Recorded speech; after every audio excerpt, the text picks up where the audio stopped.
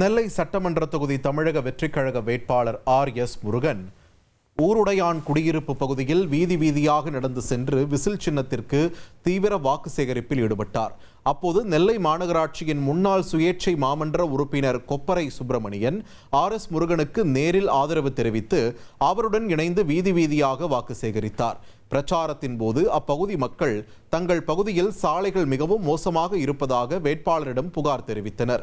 அதற்கு பதிலளித்த ஆர்.எஸ். முருகன் மோசமான சாலைகளை தனது சொந்த செலவிலேயே சீரமைத்து கொடுக்கவும் தயார் என்று உறுதியளித்தார். வேட்பாளரின் இந்த அதிரடி வாக்குறுதி அப்பகுதி மக்களிடையே பெரும் வரவேற்பை பெற்றுள்ளது.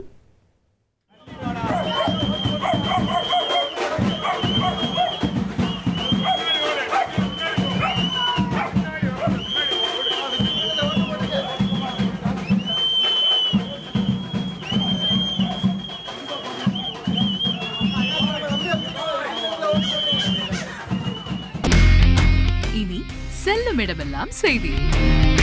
தந்தி டிவியின் வாட்ஸ்அப் சேனலை ஃபாலோ பண்ணினா செல்ல இருக்கும் இடமெல்லாம் செய்தி. இதோ QR கோட் இப்பவே ஸ்கேன் பண்ணுங்க, ஃபாலோ பண்ணுங்க.